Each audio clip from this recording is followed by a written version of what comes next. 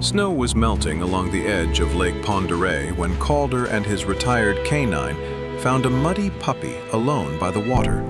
She carried no collar, no note, only a worn blue scarf held tightly between her teeth.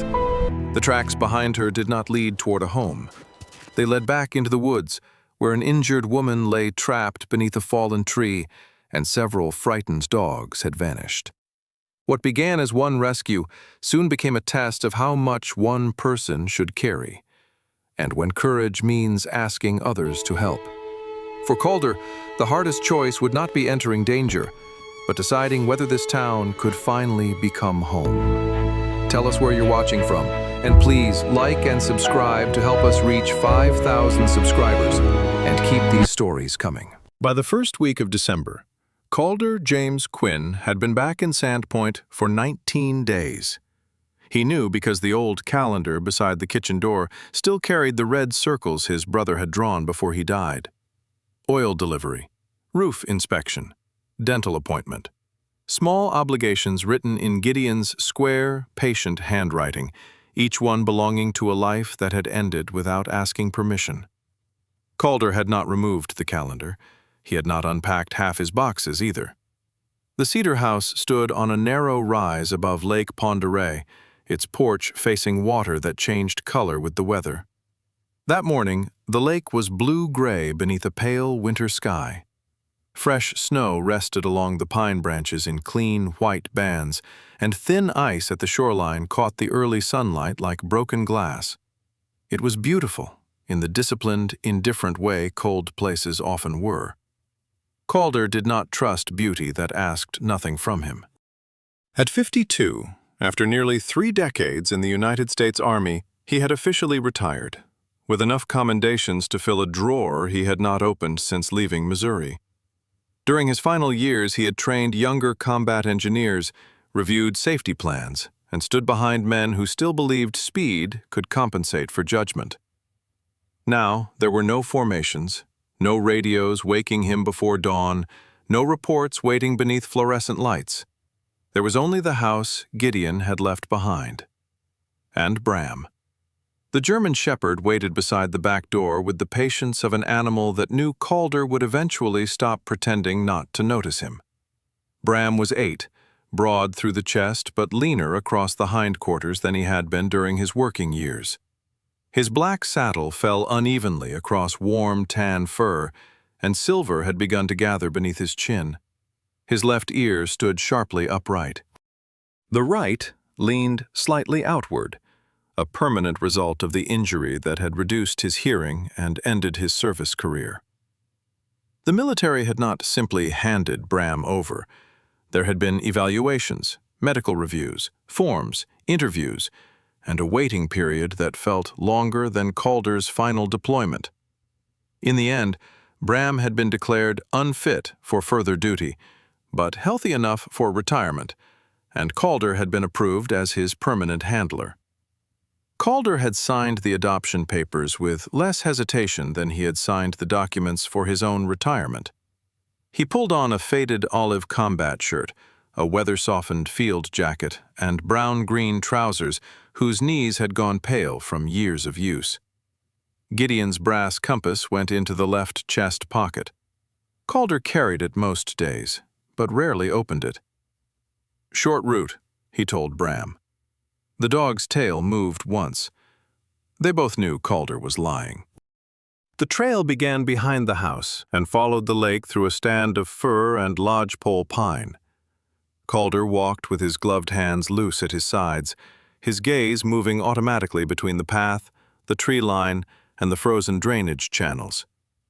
He no longer had a mission. His body had not accepted that. Bram moved several feet ahead on an olive leash, nose low, pace steady. Every so often he glanced back, checking Calder's position rather than asking permission. The cold had hardened the trail overnight. Their boots and paws pressed into old snow without sinking far. Across the water, a truck engine started, idled, then faded. A raven lifted from a branch and sent a curtain of powder drifting into the sun. Calder had grown up less than 20 miles from that spot. He remembered summer docks, gasoline floating in rainbows on the water, and Gideon shouting from an aluminum fishing boat when Calder swam too far from shore. He remembered leaving at 19 with a duffel bag and the belief that distance was the same thing as becoming someone. He had returned for holidays, funerals, and one hurried Christmas between assignments, never long enough to understand how Gideon had lived when Calder was not looking. Bram slowed near a shallow drainage ditch where meltwater ran beneath a shelf of snow toward the lake. Calder stopped. The dog's posture had changed. Not alarm, not aggression. Attention. Bram angled his head so his good ear faced a patch of flattened grass and dark mud near the waterline. "What is it?" Bram did not move. At first, Calder saw only reeds bent beneath frost. Then something small shifted between them. A puppy lay partly on its side in the mud. It looked 10 weeks old, perhaps 11, with soft tan fur darkening along the back where a German shepherd's saddle would eventually form. Its belly and legs were soaked. Mud coated the lower half of its body, while the shoulders remained clean enough to suggest it had not been outside for long. In its mouth was a blue scarf. Not a strip of fabric pulled from roadside trash. A real wool scarf, narrow and worn, darkened by water, and held between small teeth with startling determination. Calder crouched several yards away. The puppy lifted its head. Its eyes were tired but alert. One oversized ear leaned forward, the other folded sideways. Bram remained beside Calder, neither pulling nor vocalizing. "Easy," Calder said. He removed his right glove and lowered his hand, keeping it below the puppy's eye line. The animal watched his fingers but did not approach. Instead, it looked toward the woods, then back at him, then toward the woods again. Calder studied the ground. Small prints crossed the mud behind the puppy and continued into the narrow drainage path. The edges remained soft, not yet crusted by the cold. It had not wandered along the shoreline. It had come directly from inland, following a channel or trail it appeared to know. He moved a little closer. The puppy tried to rise. Its front legs held, but the hindquarters slid in the mud. It did not release the scarf. Something tightened beneath Calder's ribs. Not pity. Pity was too easy. It was the recognition of an animal frightened, exhausted, and spending what little strength it had left to protect something that smelled like home. Bram looked back at him.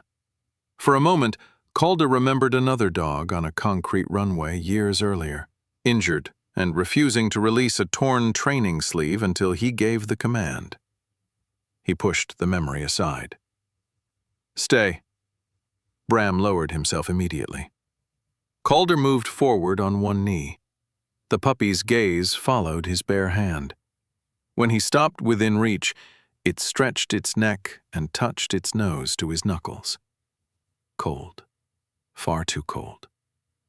He let it take in his scent before sliding one hand under its chest and the other beneath its hind legs.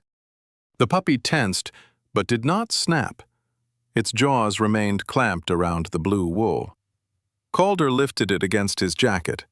The little body shivered once, violently, then pressed closer. Bram rose and smelled the muddy paws without touching them. "There's heat at the house," Calder murmured. "Water, food. A veterinarian if your luck gets worse." He turned toward the trail. The puppy twisted in his arms, not toward the lake, toward the woods. It gave a strained, breathless whine. Calder stopped. The puppy pushed one paw against his chest and tried to look past his shoulder. When he turned slightly toward the drainage path, it became still. When he faced the house again, it struggled. Bram had already lowered his nose to the scarf. He inhaled along one wet edge, then along the puppy's flank. His body shifted from curiosity into concentration. He stepped toward the woods and looked back. Calder did not believe animals formed plans the way people did. He did not believe a 10-week-old puppy had deliberately gone searching for a rescuer. But he believed in patterns. Fresh tracks, warm scent still trapped in wet wool, the smell of adult dogs, dry food, wood smoke, and a human hand.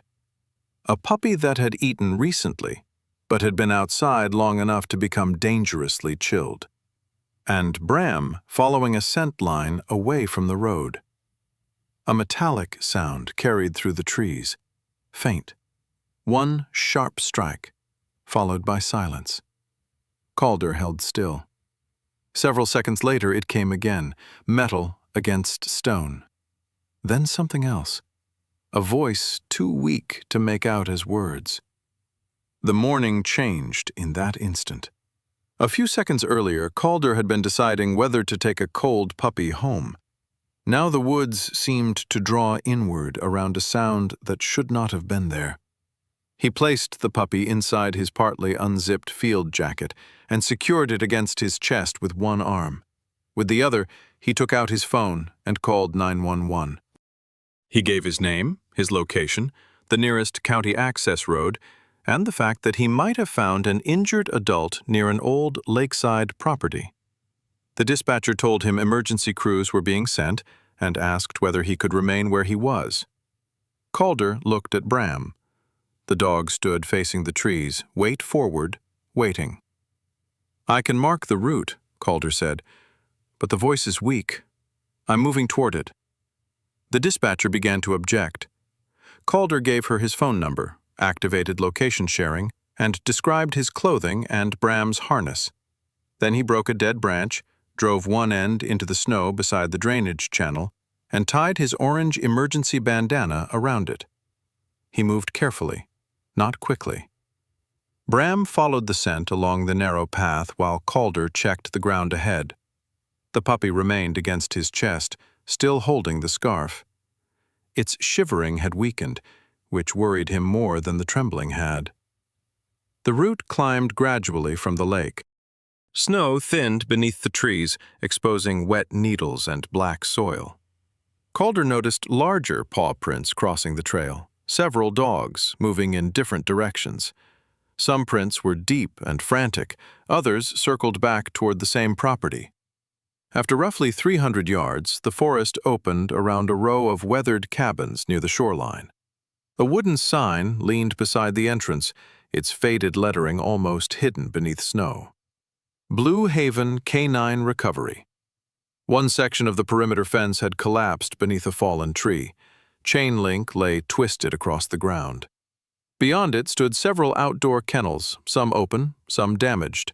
Empty food bowls had overturned in the snow. Bram stopped and turned toward the slope behind the cabins. The sound came again, closer now.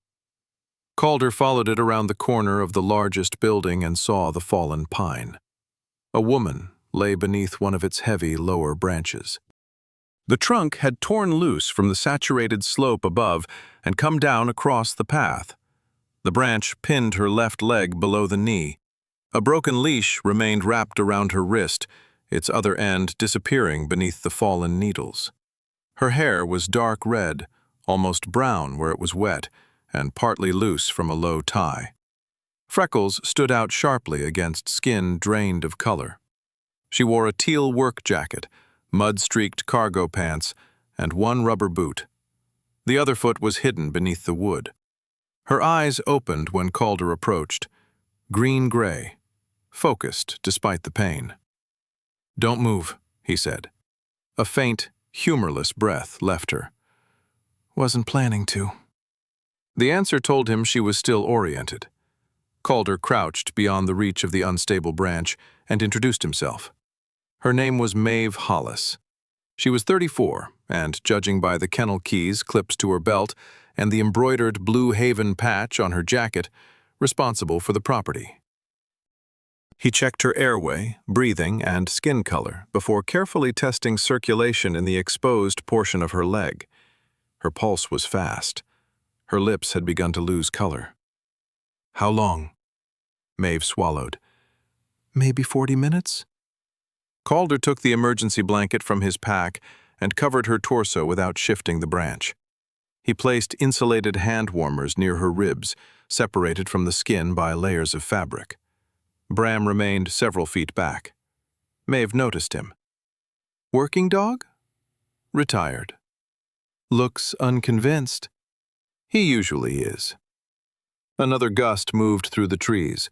Somewhere behind the cabins, metal fencing rattled. Maeve tried to lift her head.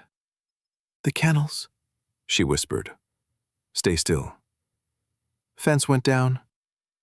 Her breath caught as pain crossed her face. Dogs scattered.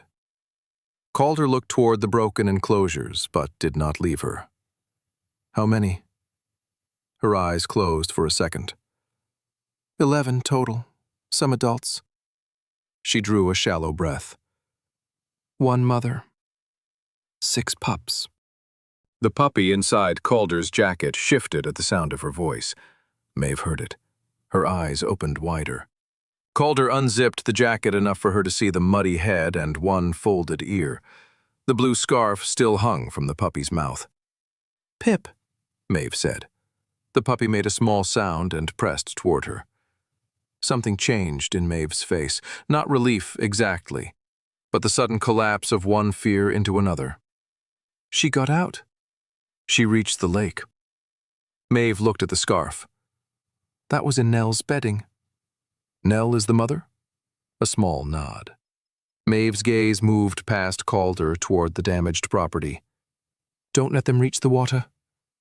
Calder heard the weight beneath the words. Not a command from someone trying to control the scene. A plea from someone who already knew she could no longer do it herself. He checked the branch again. It was too heavy and too unstable to move without lifting equipment. Trying to lever it could worsen the injury or send the trunk rolling down the slope.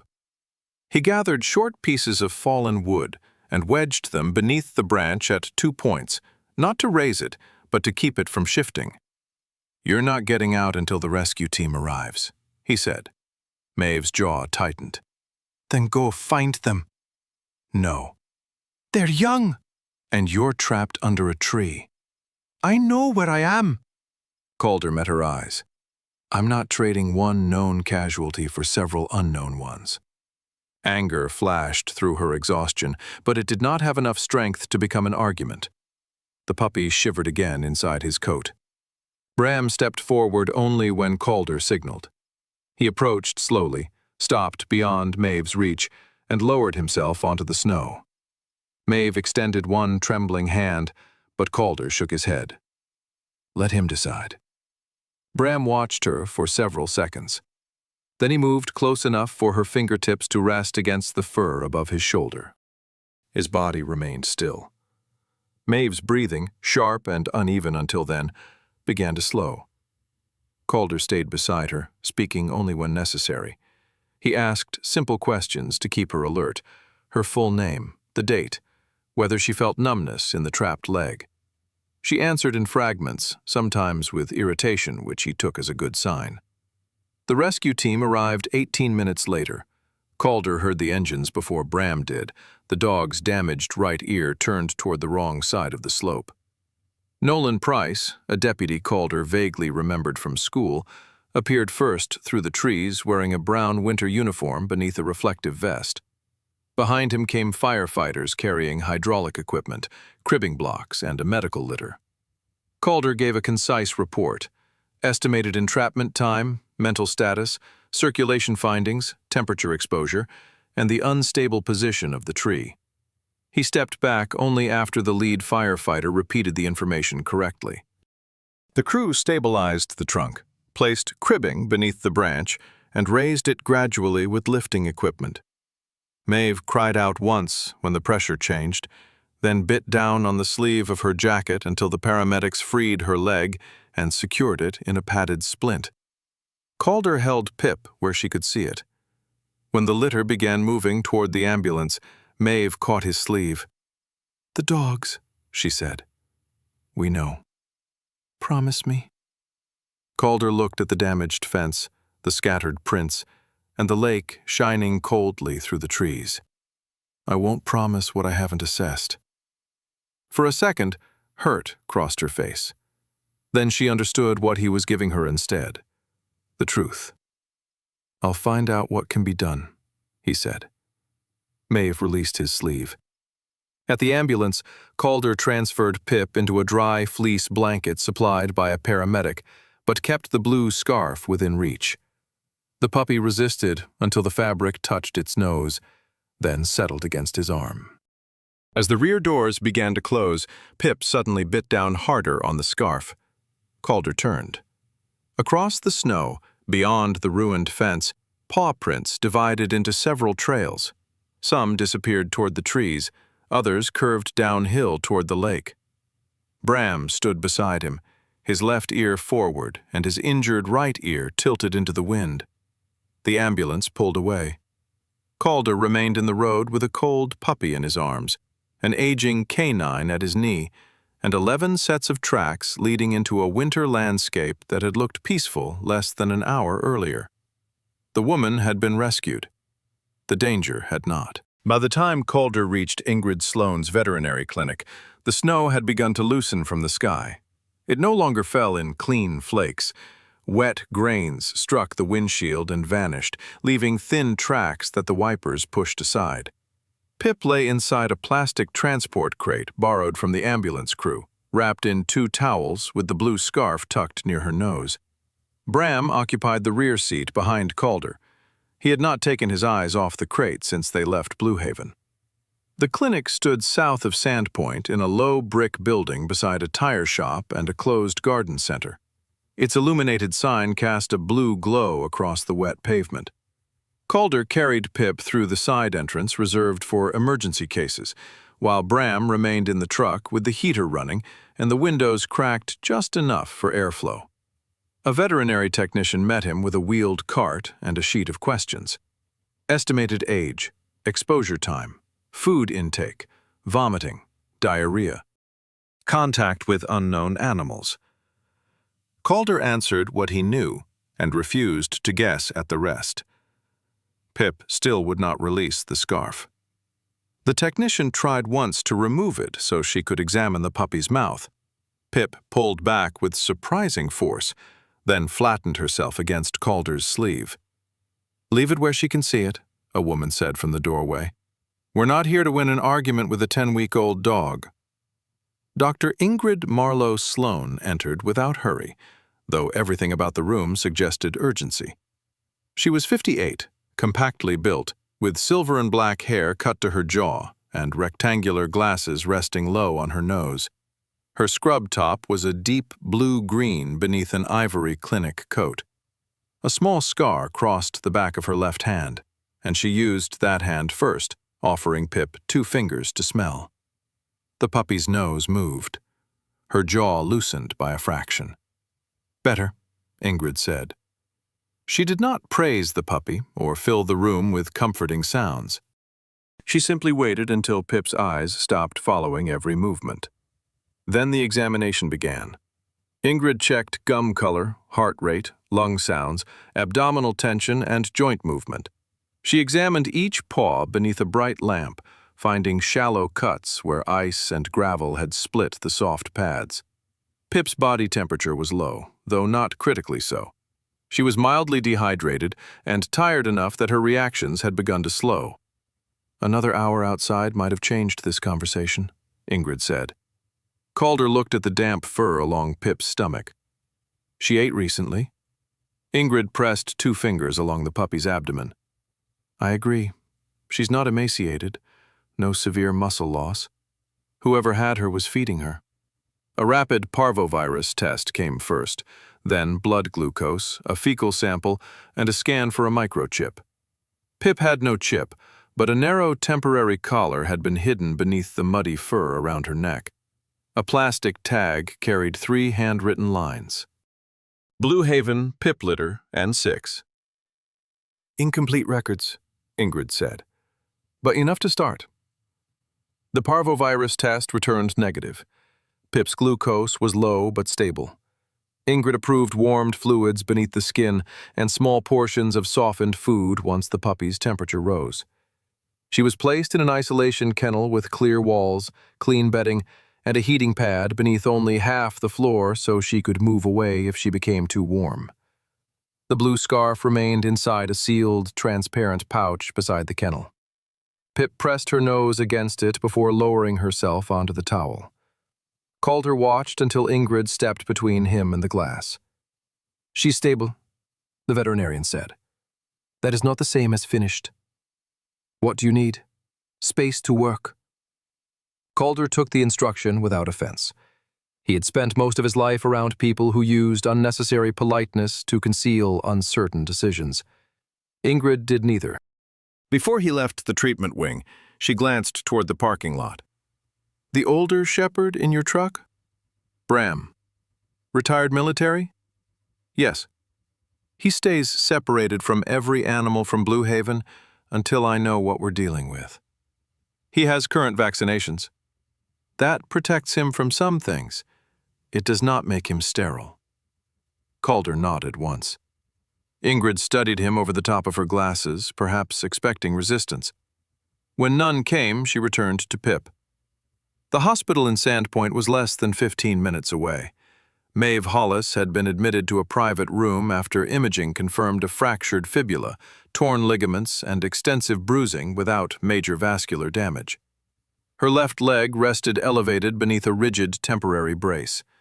Mud still darkened the edge of her hair where the nurses had not been able to wash it completely. She looked smaller in the hospital bed than she had beneath the fallen tree. Not weaker, contained. A woman in navy scrubs was checking Maeve's blood pressure when Calder entered. Maeve turned toward him immediately. "Pip?" "At the veterinary clinic." "Is she alive?" "She's stable." Maeve closed her eyes. The reaction lasted only a second. Then she opened them again and began asking questions with the speed of someone trying to rebuild control before relief could make her careless. Temperature, lungs, feet, parvo status, whether she had eaten. Calder gave the answers he had. "The scarf?" she asked. "With her." Maeve's shoulders lowered against the pillow. Calder noticed it because nothing else about her relaxed. "She carried it from Nell's bedding," Maeve said. "Pip was always the one dragging things out of the nesting box. Towels, gloves, once a whole bag of cotton pads." Her voice was rough from cold exposure, but a trace of reluctant affection warmed the words. "How many dogs are still out there?" Calder asked. Maeve's expression changed. 10. "You said 11 total." "Pip makes 11. The answer was too quick, rehearsed by worry. A knock sounded against the open door. A man in a yellow-black county emergency jacket stepped inside, carrying a waterproof notebook. He was broad through the torso, with dark hair beginning to gray above the ears, and a narrow, carefully trimmed mustache. His eyes looked as though they had been awake since before dawn. "Tomas Baird," he said, "County Emergency Management." He did not offer his hand. He set his notebook on the windowsill and looked first at Maeve's brace, then at Calder. "You were the reporting party?" "Yes." "And you entered the property before responders arrived?" "I followed a voice after notifying dispatch." Tomas showed no approval or criticism. He simply recorded the answer. "I need the sequence from both of you. Then we need to discuss the animals still at large." Maeve pushed herself higher against the pillows. "There are 4 adult dogs from Spokane, Nell, and 5 puppies still missing." Tomas looked down at the page. The intake document sent to Animal Control lists 5 adults, 1 mother, and 6 pups. 1 adult was in the enclosed medical run. If the rear latch held, he may still be there.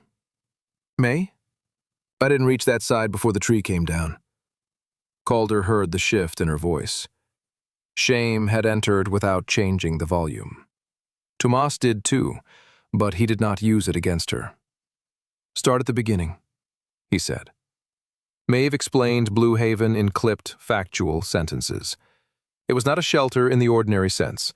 The license allowed her to hold a limited number of dogs for behavior stabilization before transfer to foster homes or permanent facilities. Most weeks she housed no more than 3 adults, sometimes 5, if two were close to moving out. 2 days earlier, a rescue operation near Spokane had lost heat in one of its kennels. Pipes froze. The backup generator failed twice. A transport coordinator contacted every licensed facility within driving distance. Maeve had agreed to hold 11 dogs for 48 hours. Only 48. The phrase remained in the room after she said it. Her part-time assistant, Lacey Monroe, was in Montana caring for her father after emergency surgery. The transport van meant to collect the dogs that morning had been stranded west of Coeur d'Alene when freezing rain closed part of the highway. Maeve had spent the night rotating heaters, feeding puppies, and checking the older dogs for stress. At dawn, the temperature rose abruptly. Snow loaded with rain became heavier in the trees. A pine came down across the outer fence. "The adults panicked," Maeve said. "Nell tried to move the puppies. I was opening the side run when the bank shifted." She looked toward Calder. "Pip must have followed the drainage line." "With the scarf," he said. Maeve nodded. "It smelled like Nell. And like the room." Tomas finished writing. So the facility was operating above its usual capacity. Temporarily. Above capacity. Yes. And you were alone. Maeve's jaw tightened. "I did not plan the storm." "No," Tomas said, "but the storm is not the only fact I have to manage." The room went quiet. Calder understood the usefulness of the sentence. Tomas was not accusing her of causing the emergency. He was separating intention from consequence. Maeve looked toward the window, where wet snow slid down the glass. "I need to go back." "No," Calder said. She turned on him. "I wasn't asking you. You're medicated. Your leg is immobilized, and you cannot stand without assistance. I know those dogs. You also knew the facility was overloaded." The words came harder than Calder intended. Maeve's face went still. Tomas looked up from his notebook but did not intervene. Calder continued because stopping would have made the first sentence merely cruel. "You were one injured person away from leaving 11 animals without a functioning caregiver. Then you became that injured person. I had a transport scheduled. You had hope scheduled." Maeve swung her uninjured leg toward the edge of the bed. Pain crossed her face before her foot touched the floor. But she tried to rise anyway. Calder moved to block her. "Get out of my way." "No. Every minute we sit here, Nell may be trying to move those pups toward the lake. And every minute you pretend you can walk, someone else has to rescue you again." For several seconds, neither of them moved. Then Ingrid's voice came from the doorway. "You are both confusing urgency with permission to behave stupidly."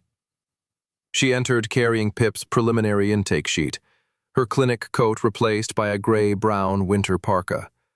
Her expression suggested she had heard enough from the hallway to form an opinion of everyone involved. Maeve sat back against the bed, breathing hard. Ingrid placed the record on the tray table. "Pip is warming appropriately.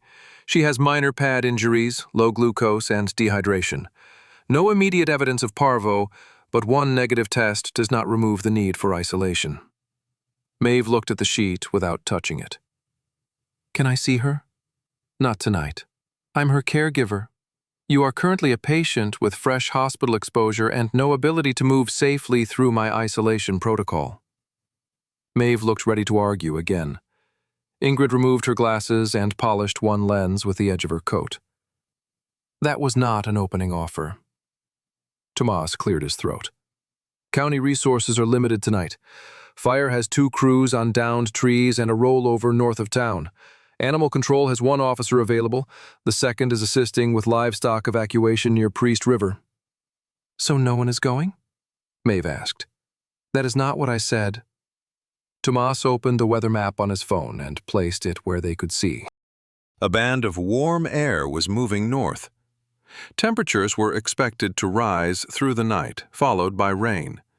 Snowmelt would feed the drainage above Blue Haven and increase pressure along the already weakened bank. "We can provide cages, capture poles, radios, maps, and a vehicle," he said. "Animal control can assign one officer. I can approve registered adult volunteers working in teams during daylight. I cannot send an understaffed crew into unstable ground after dark to chase frightened dogs without confirmed locations." Maeve stared at the map. "How long before the access road floods?" "Possibly 48 hours. Maybe less if the forecast is wrong in the wrong direction." Calder looked at the temperature line. The danger was no longer the cold alone. The entire landscape was changing beneath them. Tomas continued, "We begin at first light. Search zones, check-in times, no solo movement, mandatory withdrawal before dark." "I'm coming," Maeve said. "No," Ingrid, Tomas, and Calder answered almost together. For the first time, Maeve looked less angry than stranded. Her gaze dropped to her hands. "I know how each of them reacts," she said quietly. "Morrow hides under structures. Finch runs if someone faces him directly. Nell won't abandon the puppies unless she thinks a person is taking them. You can't replace that with a map." Calder heard what had been hidden beneath her insistence. She was not afraid only that the dogs would die. She was afraid that everything she knew would become useless the moment someone else had to act in her place. "You can brief the teams," he said. "Mark likely shelter points. Record your calls for each dog. You don't have to be on the ground to matter." Maeve lifted her eyes to him. The anger remained, but it had changed shape. Before she could answer, Calder's phone rang. The number was unfamiliar. He put it on speaker after Maeve recognized the area code. A woman's voice arrived over the sound of a vehicle engine. "Maeve Laurel Hollis, if you are alive enough to ignore 12 calls, you are alive enough to answer the 13th. Maeve shut her eyes. "Hello, Ruthie." "Do not hello, Ruthie me." Ruthie Vale was 61 and served as volunteer transport coordinator for the Inland Northwest Rescue Network. Calder could picture her from the voice alone, brisk, unsentimental, and already 3 tasks ahead of everyone she was speaking to. "I heard about the tree," Ruthie continued. "I have 4 foster contacts confirmed, 2 cargo vans, 14 crates, and a warehouse outside town that may work for temporary intake if Ingrid approves it." "You're driving in this?" "I have chains, coffee, and better judgment than the people who placed 11 dogs with 1 woman." Maeve's face tightened. Ruthie's voice softened by only a degree. "I am glad you are alive. I am still furious." "I know. I'll be there before midnight. Send me every medical record you have." The call ended before anyone could thank her. For a moment, the room felt different. Not safer, populated. There were now names attached to the edges of the problem. A veterinarian, an emergency coordinator, an animal control officer, a woman driving through wet snow with crates, and a list of foster homes. Maeve looked again at the weather map. "First light," she said. Tomas nodded. "If conditions hold." "I'll prepare the behavioral notes." "And remain in the hospital," Ingrid added. Maeve did not agree aloud, but she stopped trying to leave the bed. Calder stepped into the hallway to call the clinic and check on Bram. The technician told him the dog was lying beside the reception desk, facing the isolation corridor despite being unable to see Pip from where he rested. When Calder returned to the clinic later that evening, Bram rose slowly from the mat. The stiffness in his rear leg showed for 3 steps before easing. Pip was asleep inside the isolation kennel. The blue scarf lay in its clear pouch near the glass. Her breathing was even now, her small body curved toward the warmth. Calder stood several feet away. "One day," he told Ingrid. She was entering medication times on a chart. "One day what?" "I'll help with the search tomorrow. After that, the county and the rescue network take over." Ingrid did not look up. "Of course." Calder disliked the certainty in her voice. He turned toward the exit. Bram did not follow. Instead, the old shepherd walked to the edge of the isolation barrier. He lowered his nose near the sealed pouch, taking in whatever trace of scent escaped around its edges. Then he sat. His left ear faced Pip. His damaged right ear leaned outward. After a moment, he looked back at Calder. There was no command in the gesture, no extraordinary understanding, only the steady patience of an animal waiting to see whether the person beside him would acknowledge what was already true. Calder rested his hand on the brass compass inside his pocket. The metal had warmed against his chest. "One day," he repeated, though this time the words sounded less like a limit and more like something he needed Bram to believe. Outside, water began dripping from the clinic roof. The snow was already starting to melt. The search began beneath a sky too bright for the damage below it. Sunlight struck the wet snow around Blue Haven and turned every depression into glare. Water dripped from the pine branches in steady taps, while beneath the surface the ground had already begun to soften. Tomas Baird stood beside the hood of a county utility vehicle with a laminated map spread beneath both hands. Colored tape divided the land around the rescue center into 6 search zones. "No one crosses the red boundary," he said. "Not for a sound, not for tracks, not because you think you can save 5 minutes." His gaze moved across the small group gathered around him. Calder stood with Bram on a long orange lead. The old shepherd wore a gray-blue working harness marked Retired Canine. His right ear leaned outward as usual, while the left tracked the voices around him. Beside Calder stood Deputy Nolan Price. Nolan was 43, tall and narrow through the shoulders, with a rectangular face and hazel eyes that seemed more interested in what people left unsaid than in what they offered freely. His brown winter uniform showed beneath a reflective vest, and a short pencil was tucked along the spine of the notebook in his hand. Calder remembered him as a thin teenager who had played second base and never stopped talking during algebra. Time had narrowed him rather than filled him out. "You always did like leaving before things got complicated," Nolan said quietly. Calder looked at him. "That your official briefing?" "No, just confirming you still recognize me." "I do now." Nolan gave a brief smile that did not quite become friendly. They had attended the same high school, though not the same parties, not the same tables, not the same version of Sandpoint. Nolan had stayed. Calder had left before the town had a chance to decide what kind of man he might become. Now they stood beside a damaged rescue facility while water ran beneath the snow. Tomas continued assigning teams. Calder, Bram, Nolan, and County Animal Control Officer June Haskell would search the eastern woods and shoreline structures. June was in her late 30s, short, solidly built, and dressed in dark, waterproof coveralls.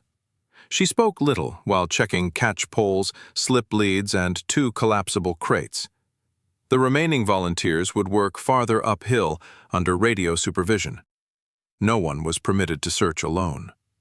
Across the access road, Ingrid had converted an unused warehouse belonging to the electric cooperative into a temporary intake point. Plastic sheeting separated 3 distinct areas. Red tape marked dogs with unknown medical status. Blue tape designated vaccinated adults. A quieter rear section remained empty for Nell and the puppies if they were found. Buckets of disinfectant stood beside each entrance. Ruthie Vale moved among the crates in a long purple coat, reading identification numbers aloud and correcting anyone who put equipment in the wrong zone. "Boot covers come off before the blue line," she called. "And whoever left a clean leash on the dirty table has volunteered to wash every leash tonight." No one admitted responsibility. Calder appreciated her method. Ruthie did not create order by speaking about leadership. She simply made disorder inconvenient. Pip remained at Ingrid's clinic. Bram had not been allowed near her since the night before, and every dog found that day would stay physically separated until Ingrid cleared the contact. The rules slowed them. They also meant one rescue would not create another emergency. At 7:40, Tomas opened the eastern zone. The first tracks lay near the damaged fence. Calder crouched without touching them. Several sets overlapped in the thawing snow. Some ran downhill toward the lake in long, irregular strides. Others cut sharply uphill, stopped, circled, and returned toward the cabins. "Panic?" Nolan asked. "Some of it." Calder pointed to a group of prints spaced more evenly than the rest. "This dog wasn't just running. It doubled back twice." "For what?" "Could be checking another dog. Could be looking for cover." June studied the pattern. "Or a female trying to gather pups." Calder glanced at her. She shrugged. "Animal control officers do occasionally recognize animal behavior." It was the first thing she had said to him beyond her name. Bram smelled the scarf sample sealed inside a vented scent container. Then Calder gave him the search cue. The shepherd moved forward at a measured pace, not the hard pull of his working years.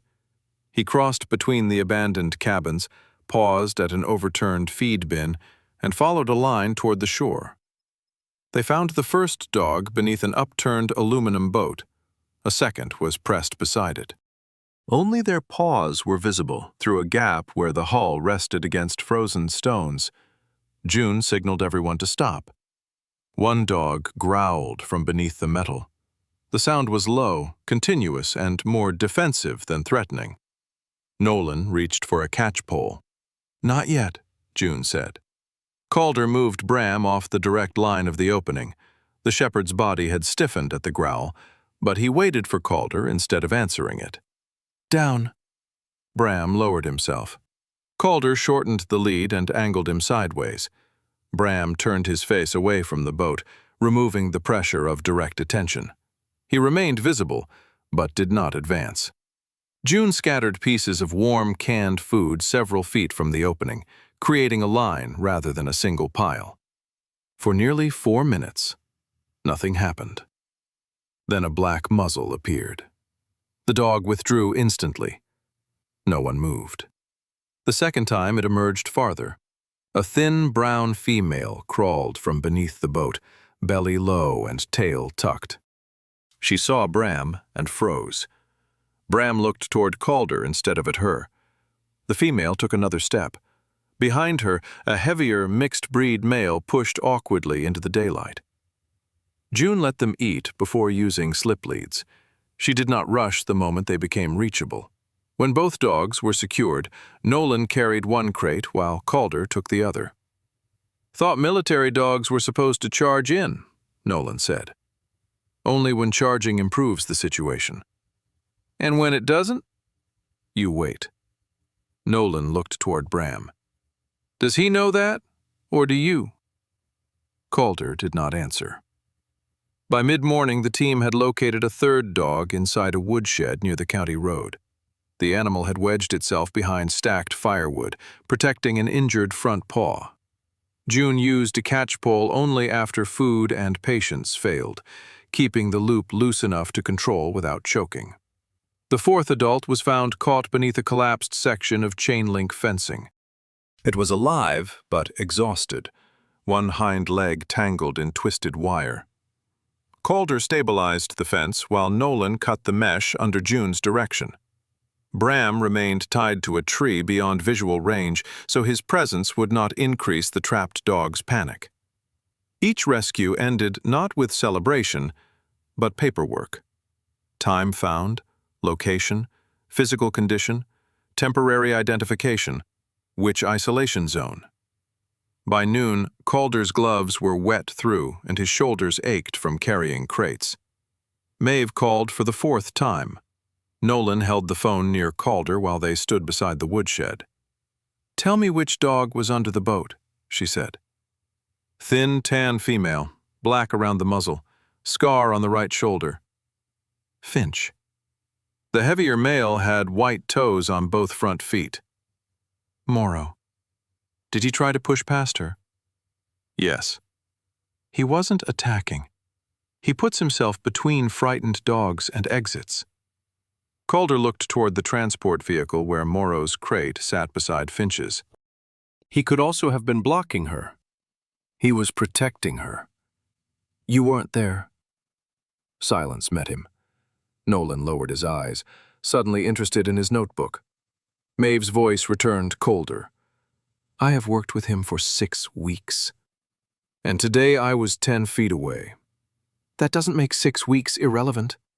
It doesn't make your interpretation infallible either. Her breathing sharpened through the phone. You think every unknown can be controlled if you reduce it to a procedure? And you think knowing their names means nothing can happen outside your understanding? Nolan shifted his weight. Calder should have ended the call. Instead, Maeve said, You were ready to go home yesterday. I still am. No. You were ready to leave before the search began, because then none of this would belong to you. The words landed more accurately than Calder wanted. He watched Bram standing in the melting snow.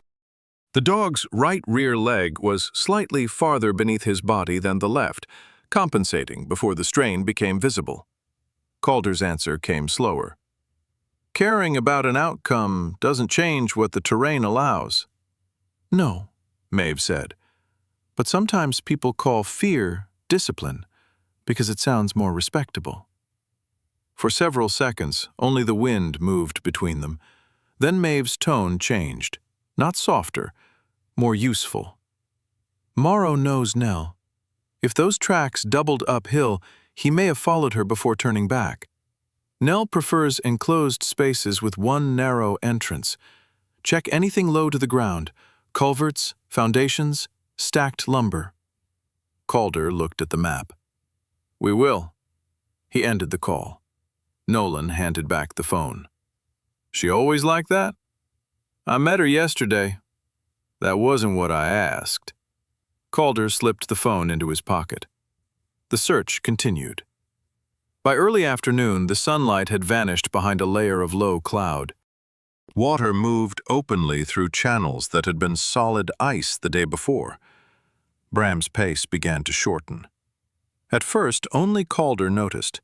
The dog still worked the scent line, but after each turn he took an extra half step before committing weight to the right hind leg. Calder called him back. Bram resisted the first pull, not hard, but enough to make the message clear.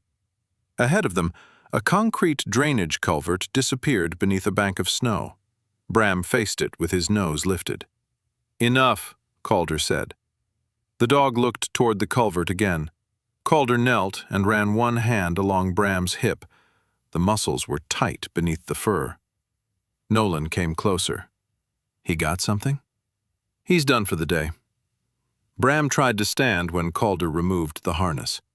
Calder placed a hand against his chest. No. The command was firmer than necessary. Bram became still. There was no injury in the dog's expression, only confusion at Calder's sudden edge. Calder lowered his voice. You found it. We'll check. He left Bram secured with one of the volunteers beside the heated county vehicle. Then he, Nolan, and June approached the culvert. The opening was partially blocked by frozen branches and packed snow. June crouched near the edge and listened. Nothing. Nolan shone a light inside. The beam caught two small reflections far beyond the entrance. Eyes, he said. Calder lay flat enough to see beneath the upper rim. Two puppies were huddled on a raised shelf of dirt where the culvert narrowed. Water moved through the lower channel several inches beneath them. They were alive. The structure was too tight and unstable for a person to crawl inside safely. Meltwater had begun undermining one side, and a heavy body could collapse the packed soil. June backed away. We bring them to us. They placed a narrow wooden plank from the opening to the raised shelf, then positioned a crate at the outer end. June warmed canned food and pushed small portions along the board with a telescoping tool. One puppy moved first. Its paws slipped twice before it reached the plank. The second followed because the first had moved, not because it trusted the people outside. Nolan lay beside the crate, blocking the open ground with his body so the puppies had only one clear direction. The first entered. The second froze halfway. Water splashed beneath it. Calder kept his hand low at the crate entrance and did not reach. "Come on," Nolan whispered. The puppy looked at them, then back into the dark culvert. Calder understood. It was waiting for something else to follow. "No one else is visible," June said quietly. The puppy remained motionless. Calder moved the first crate closer so the two could smell each other. A faint cry came from inside. The second puppy took 3 quick steps and crossed into the crate. June closed the door. No one spoke for a moment. The second puppy pressed against the first, but its head remained turned toward the culvert. By late afternoon, Ingrid confirmed the day's count over the radio. 4 adult dogs recovered. 2 puppies recovered. Pip remained stable at the clinic. Nell and 3 puppies were still missing. Tomas ordered the teams to withdraw. The cloud cover had darkened early and new water was appearing across the lower trail. Calder collected Bram from the vehicle. The shepherd rose willingly, but his rear leg remained stiff. They followed the eastern boundary back toward the road. Near the warning fence, Calder saw a line of prints crossing the trail, larger than the puppy's tracks. Fresh. A female shepherd's paw, uneven on one side as if one hind leg had begun to hurt. The tracks did not lead away from Blue Haven. They led back toward it. Calder followed them with his eyes until they reached the red boundary and disappeared down the unstable slope. Maeve answered on the first ring. He described the size, direction, and uneven stride. "Nell," she said, "you're certain?" "She circles back when she loses sight of the litter. She won't keep running." She returned to the cabins. She returned to the nesting room. Tomas approached while Calder was still on the phone. "No one crosses that line," he said. Calder looked beyond the barrier. A crack had opened in the snow near the lower bank, narrow but dark. Water moved beneath it with a sound like distant tearing cloth. "There may be 4 dogs inside that zone. There may also be a collapsing shoreline. We still have light. Not enough." Calder's hands tightened around the leash. Bram stood beside him, exhausted but facing the same direction as the tracks. Tomas lowered his voice. "If you cross now, I send people after you.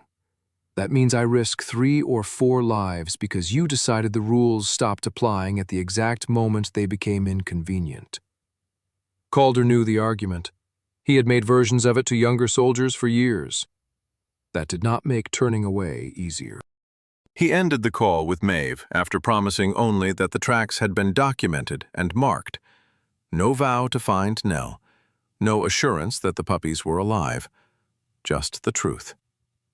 As the team withdrew, Calder looked back once. The prints vanished behind the warning fence, leading toward the damaged cabins and whatever remained inside them. For 19 days, Sandpoint had felt like a place he might leave without consequence.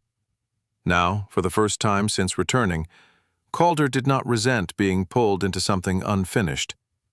He resented being ordered away from it. Maeve arrived at Calder's house shortly after noon, with a rigid brace on her left leg, aluminum crutches beneath her arms, and an expression that suggested the hospital had released her against her better judgment rather than its own. Ruthie drove. Her purple coat filled most of the doorway as she backed through it, carrying a canvas bag of medication, discharge papers, 2 folded sweaters, and what appeared to be enough packaged soup for a week. "Ingrid says no stairs, no weight on the leg unless the physical therapist changes the order, and no heroic nonsense," Ruthie announced.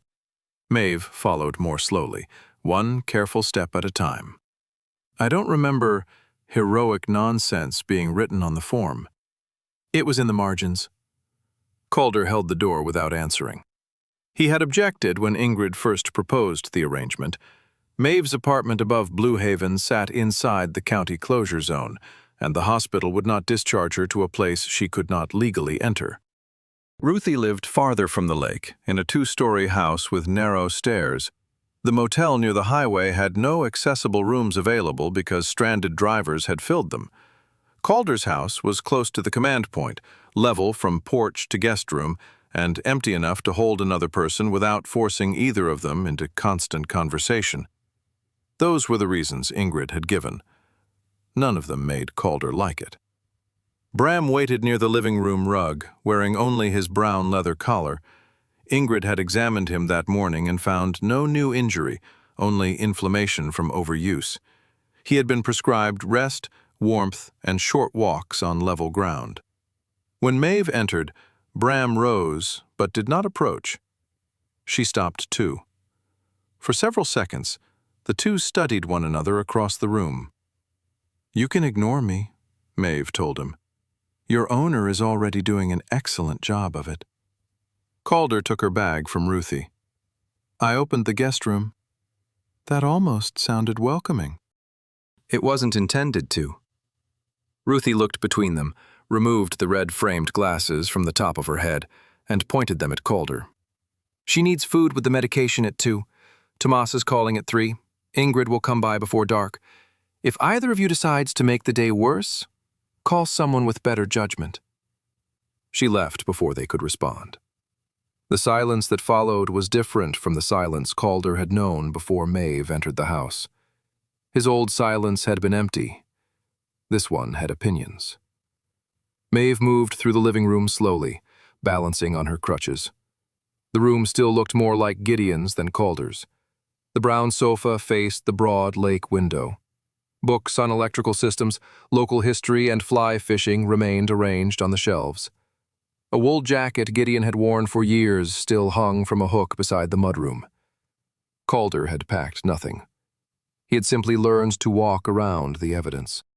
Maeve stopped beside a metal toolbox beneath the window. The lid was scratched blue, and G. Quinn had been painted across the side in white block letters. She stared at it longer than necessary. "You knew him," Calder said. Maeve looked up. "Gideon?" Calder nodded. Her grip shifted on the crutches. "He helped at Blue Haven." The answer felt too ordinary to carry the weight it did. "When?" 3 winters ago. The kennel heaters kept tripping the circuit whenever the temperature dropped below 10. I called 3 electricians. One said the property was too far out. Another wanted more than I could afford. Gideon came the next morning. Calder looked at the toolbox. "He wasn't an electrician." "No, but he worked maintenance for the cooperative long enough to understand what the first electrician had wired badly." Maeve lowered herself carefully into the armchair. "He replaced 2 outlets, moved a line away from a leaking wall, and installed lights along the rear walkway. He came back twice after that to check the load." "How much did he charge?" "Nothing." That sounded like Gideon, and did not sound like the brother Calder had known. Not because Gideon had been selfish, he had not. But Calder's knowledge of him had been built from short calls, holiday dinners, and practical updates. Roof repaired, truck running, blood pressure fine. No need to come home. A life reduced to maintenance reports because Calder had never asked the right questions. Maeve rested her crutches against the chair. "I tried to pay him. He said a town wasn't much of a town if no one took responsibility for the creatures that couldn't call for help themselves." Calder's hand moved toward the compass in his shirt pocket. He stopped before touching it. Gideon had never said anything like that to him. Or perhaps he had said things close enough, and Calder had mistaken their simplicity for lack of importance. Outside, snowmelt slid from the roof in slow drops. Maeve looked around the room. "You didn't change anything." "I've been here 3 weeks." "That isn't an answer." "It's the only one I have." She accepted that without pushing further. At 3, Tomas called from the Blue Haven access road. The county geotechnical inspector had completed a preliminary assessment. The lower bank had shifted another 4 inches. Water was moving beneath the foundation of the rear cabins. No one would be permitted inside the main structures until engineers determined whether the slope could hold.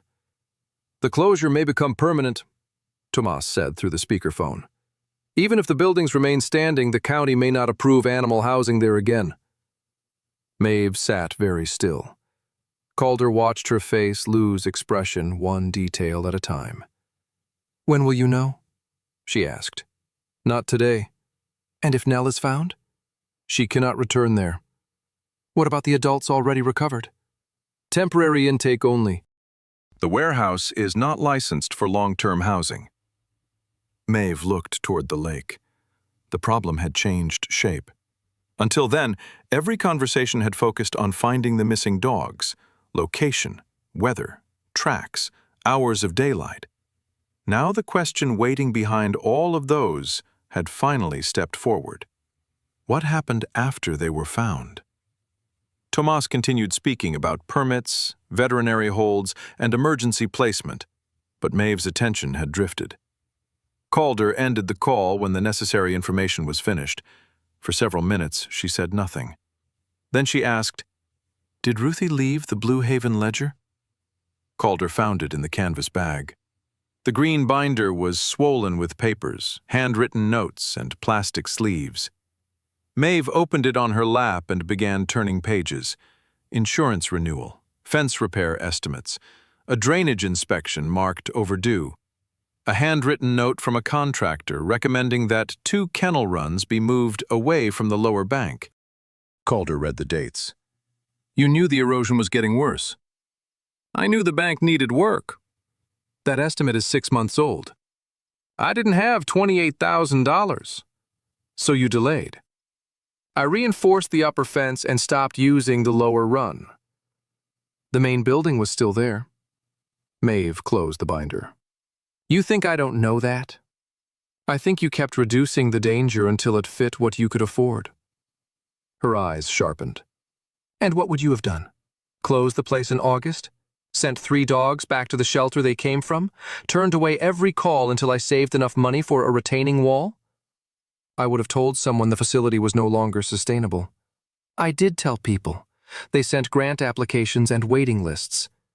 "You did not tell them you were one storm away from losing the property, because I did not know that."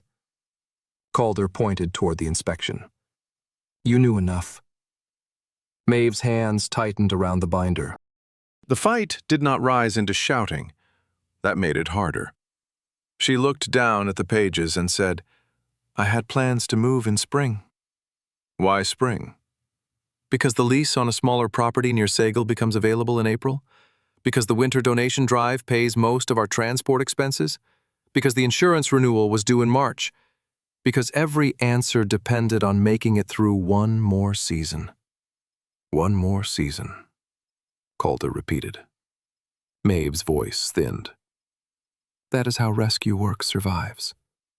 One more transport, one more foster, one more bill delayed until a dog is placed, and one more responsibility added to a system already failing."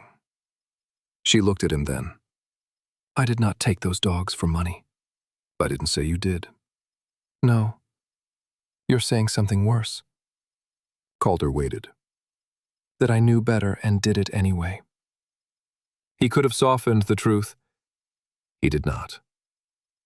"Yes." Maeve turned toward the window. The glass reflected her pale face, the brace on her leg, and the room that belonged to a dead man who had once repaired her lights without asking for anything. "I thought it was 48 hours, she said. The anger had gone out of her voice. The Spokane facility had no heat. Nell had 6 puppies in a room dropping below freezing. Ruthie had a van scheduled. Lacey was supposed to be back by the 2nd night. I knew it was too many, but I thought I could carry the extra weight for 2 days." Calder looked at the medical bag beside her chair. "And when the road closed?" "I rotated heaters, slept in the feed room, set alarms every 90 minutes. "You didn't call the county?" "I called the transport network." "You didn't call for local help?" Maeve rubbed the silver ring on her thumb. "I kept thinking the next update would solve it." There it was. Not greed, not recklessness for its own sake. The more ordinary failure of believing endurance was a plan. Maeve opened the binder again, but did not read. My mistake was not wanting too much, she said. It was believing I could always absorb a little more. The sentence changed the room. Calder had heard versions of it from soldiers, parents, medics, and men who kept accepting one additional task until the structure beneath them failed. He had said it himself without using those words. Ruthie arrived before sunset with Ingrid and a hard-sided case containing the blue scarf. Pip remained at the clinic, but Ingrid had allowed them to use the scarf as a scent aid after sealing it inside a breathable evidence sleeve. Maeve explained that the scarf had belonged in Nell's nesting box since the puppies were born. "It smells like the mother, the litter, and the room," Ingrid said. "That may help. It may also attract every curious dog in the area." Ruthie unfolded a map across Gideon's dining table. They developed a controlled plan. The scarf would be placed near a humane trap outside the unstable zone. A blanket carrying Pip's scent would remain at a second point.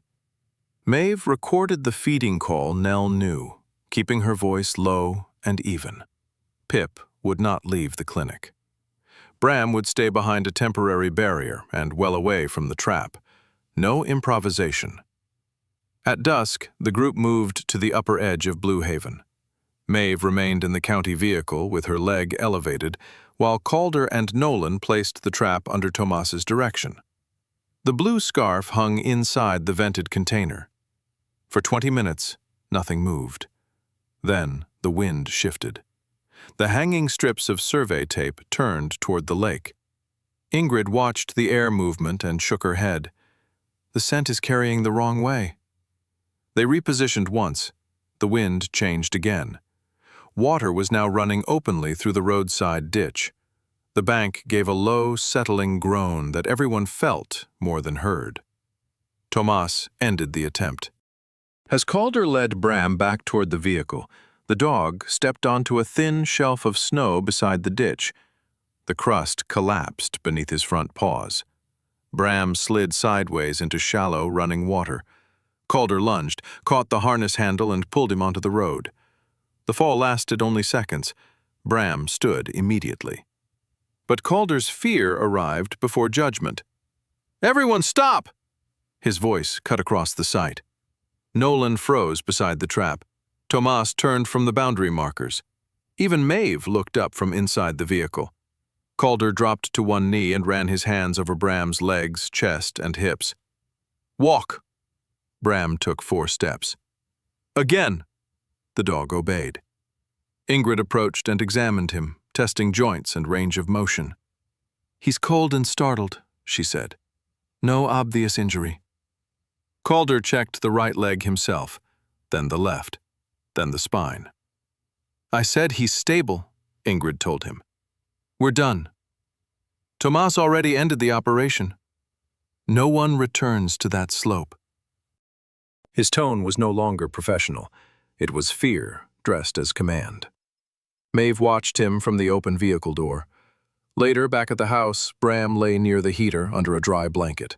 Ingrid had left after confirming again that he needed rest, but no emergency treatment. Maeve sat at the dining table while Calder dried the dog's harness. "You thought you were going to lose him?" she said. Calder kept working. "He slipped." "That isn't what I said." He laid the harness flat. For once, silence did not protect him. "Before Bram, there was another dog," he said. Maeve waited. "Bishop. Injured during my final deployment cycle. Spinal damage. He needed level ground, daily therapy, and a handler who wasn't going back overseas." "So you placed him somewhere else?" "A rehabilitation trainer in Arizona." "Was it the right place?" "Yes." "Did he recover?" "As much as he could." "Then what do you believe you did wrong?" Calder looked at Bram. "I left." The answer was smaller than the shame built around it. He told her about transferring the leash to the trainer, walking to the truck and not looking back. He told her about Gideon's heart attack years later, the unanswered call Calder had seen too late because he was supervising a field exercise. 2 different losses, 1 lesson, repeated until he trusted it more than evidence. Do not become necessary to anyone you cannot protect forever. Maeve listened without interrupting. When he finished, she looked toward Gideon's toolbox beneath the window. "You're confusing 2 things," she said. "What things?" "Not being able to protect someone forever and deciding that means you should never let them matter." Outside, the last snow along the porch roof released in a wet rush. Water streams toward the lake through the dark. Neither of them spoke again. They did not need to. By morning, the landscape around Blue Haven would be less stable than it had been that night. And whatever time they believed they had left was already moving downhill. By late afternoon, Blue Haven no longer looked like a rescue center. It looked like a place the earth had begun to reject. Water threaded through the tire tracks along the access road. Snow slid from the roofs in heavy sheets, exposing dark shingles and broken gutters. The lower slope had softened into black mud streaked with gravel, while thin cracks opened beneath the white surface near the shoreline. Tomas stood beside the county command vehicle, listening to the updated forecast through his radio. When he lowered it, everyone nearby understood the answer before he spoke. "The temperature is still climbing," he said. "Rain begins within the hour. The drainage above the property is already full." Nolan glanced toward the cabins. "How long?"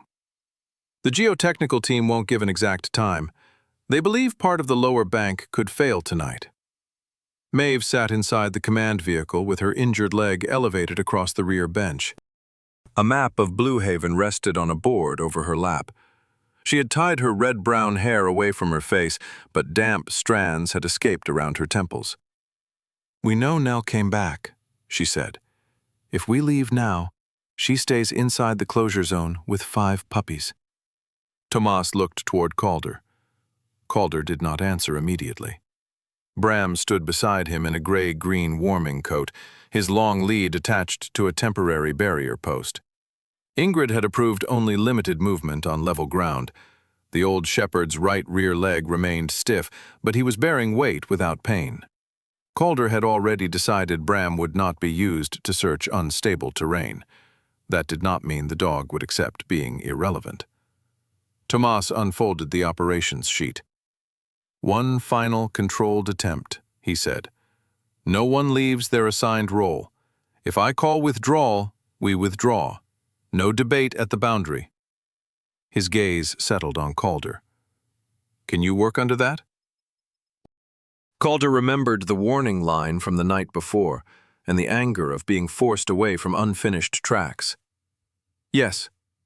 Tomas assigned the operation without ceremony. Calder would oversee site safety, anchor placement, and movement within the outer zone. Nolan would close the lake road, maintain radio contact with the county, and keep all unauthorized vehicles out. Ruthie would manage transport crates, drivers, and foster placements from the warehouse. Ingrid would control medical intake and isolation. Maeve would remain inside the vehicle, provide property information, and use Nell's familiar cues.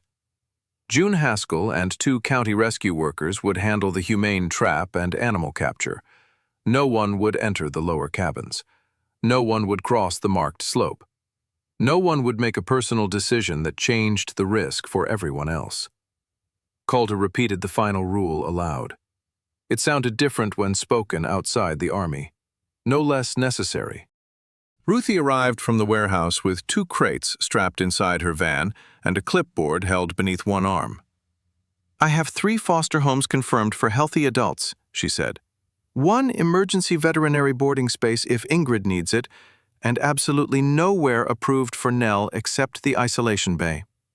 "She stays with the litter," Ingrid said. "That is why I said nowhere else." Ruthie handed June a sealed, vented container holding a section of the blue scarf. The rest remained at the clinic with Pip. A small blanket carrying the scent of Pip and the 2 puppies rescued from the culvert had been packed separately. They placed the scarf near the humane trap on the upper side of the broken kennel yard. The scented blanket went farther east, where the wind might carry its odor across the route Nell had used the evening before. Maeve recorded the low, two-note call she used before feeding. She rejected the first recording. "I sound anxious." "You are anxious," Nolan said from the vehicle door. "Nell does not need to hear it." Maeve tried again. This time her voice was quieter. "Nell? Easy girl. Supper." They played it once, then waited. The rain arrived as a fine mist, almost invisible except where it darkened sleeves and equipment cases. No one spoke above a murmur. 20 minutes passed, then 40. Water gathered in the ditch beside the road and carried away pine needles in spinning clusters. The humane trap remained empty. Calder checked the survey flags every few minutes. The wind held steady from the north, carrying the scent toward the damaged property. At the 1-hour mark, Bram rose. Calder placed a hand on his harness. "Stay." The shepherd faced the slope. His body was not tense in the way it became before a threat. His nose moved against the damp air. June crouched beside the trap, watching the tree line. A shape appeared between two broken fence posts. It vanished before Calder could fully see it. Then it returned. A German shepherd female stood at the edge of the ruined yard. Nell was thinner than Maeve's records had shown. Mud darkened her belly and flanks. One rear leg barely touched the ground when she paused. Her coat had lost its clean tan color beneath rain and soil, but the black saddle across her back remained visible. 3 puppies crowded behind her. They were not walking in a line. They moved beneath her, around her legs, stopping whenever she stopped. Maeve saw them through the vehicle window. Her hand went to the radio, but Ingrid caught her wrist. "Let the plan work." Nell stepped forward. Then she saw Bram. Her head lowered. A growl crossed the distance between them. Bram stood. Calder felt the movement through the lead. "Down." Bram remained upright for 1 second too long. Calder lowered his hand beside his own knee. "Bram, down." The old shepherd folded onto the wet ground. "Look away." Bram turned his head toward Calder, offering Nell his shoulder rather than his face. The growling stopped. Nell did not relax. She held herself between the puppies and the people. Her injured rear leg shook beneath her weight. The feeding call played again. "Nell, easy girl. Supper."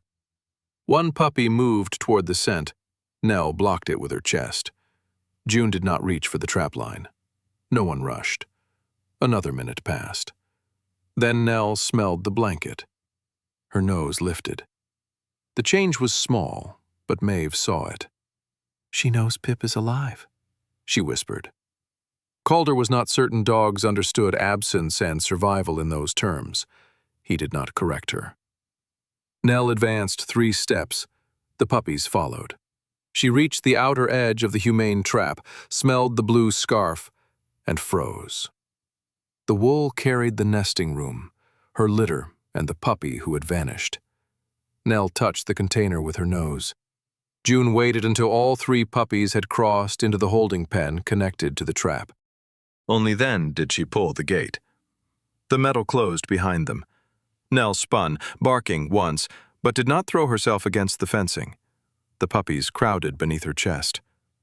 Ingrid and June approached with visual barriers, blankets, and a second transport panel.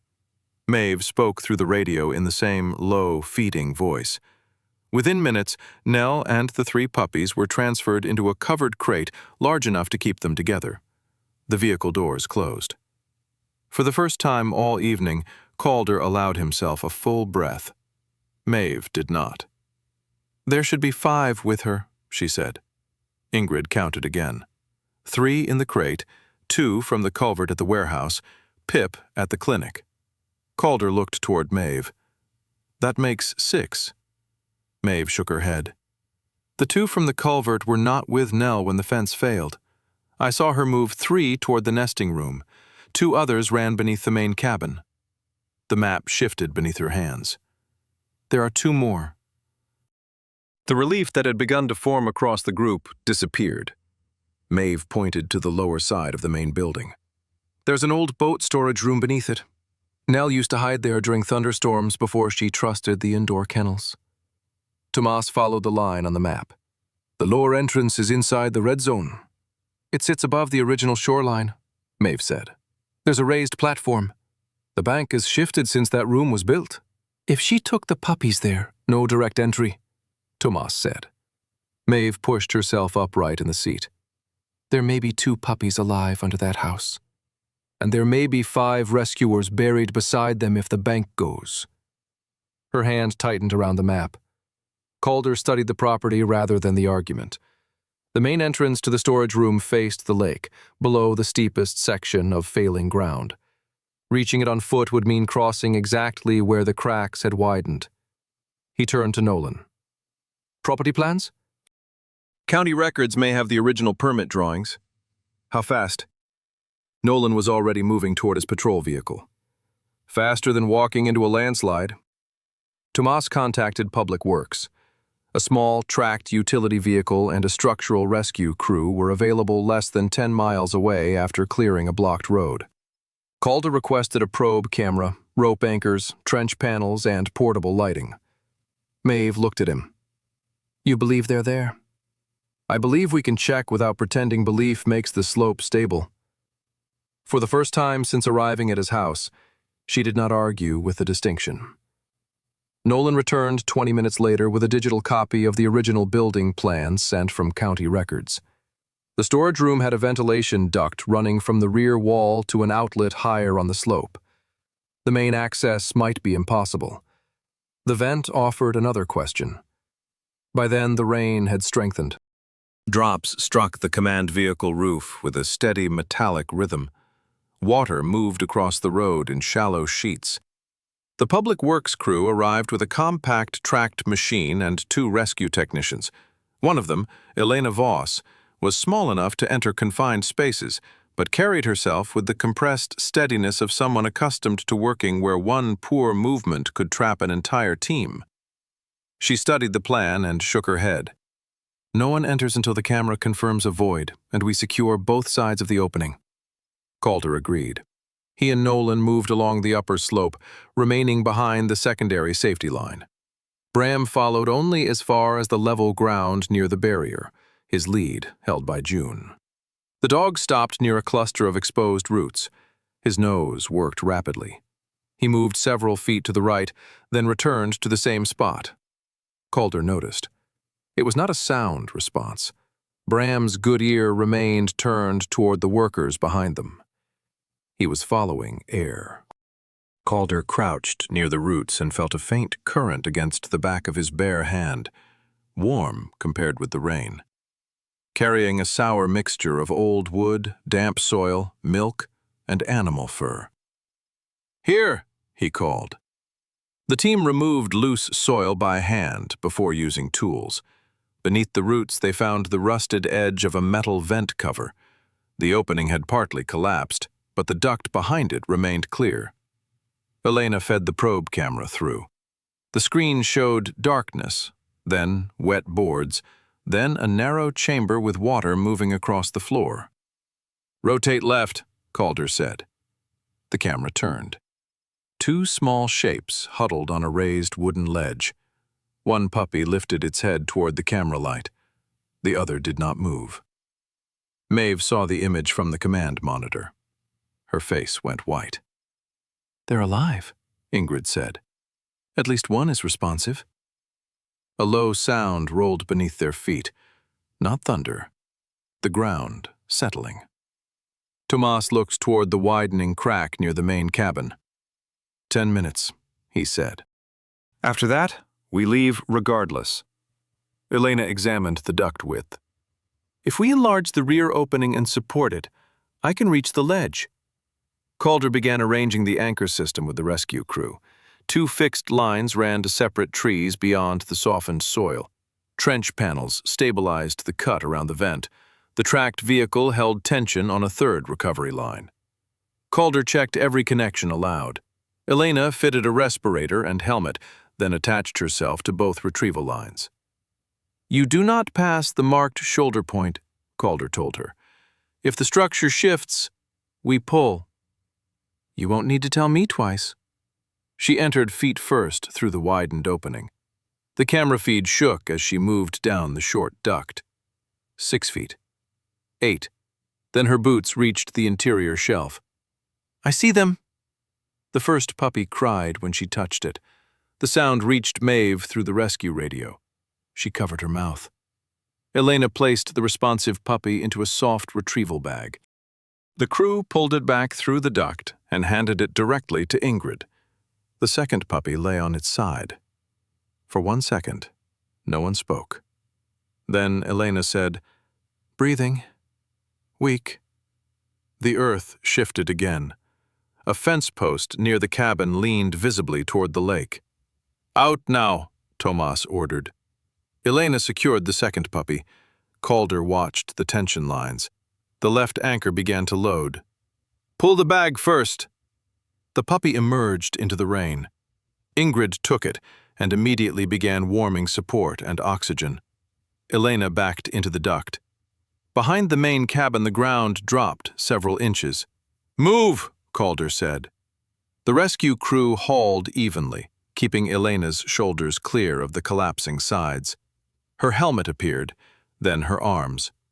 Calder and Nolan pulled her beyond the trench panels. 3 seconds later, the slope in front of the cabin released. The sound was deeper than a crash. Earth, fencing, and part of the boat room entrance slid toward the lake in one heavy movement. Mud struck the water and sent a dark wave across the shallows. One corner of the main building dropped, twisted, and disappeared behind a cloud of wet soil. No one cheered. Ingrid worked over the second puppy beneath the open rear hatch of the medical van. Ruthie stood beside the crate holding Nell and the others, one hand pressed against the door as the mother paced inside. Tomas stared at the place where the access path had been. Maeve remained silent in the command vehicle. Calder looked from the broken slope to the anchor lines still stretched across the mud. No single person had saved those puppies. Bram had found the moving air. Nolan had found the plan. Maeve had remembered the room. Tomas had refused the direct route. Elena had entered. The crew had held the lines. Ingrid had kept the fragile bodies alive after they came out. The success belonged to all of them. Or it belonged to none. Calder had spent years believing courage meant accepting the weight others could not carry. Watching the ruined bank disappear into the lake, he understood the danger in that belief. The puppies had survived because no one had been allowed to become the only brave person in the story. The warehouse became loud before sunrise. Not with barking alone, though there was plenty of that. It filled with the ordinary noises of temporary survival. Metal bowls touching concrete, washing machines turning in the utility room, labels peeling from rolls of tape, crates being moved 6 inches because someone had discovered a draft near the loading door.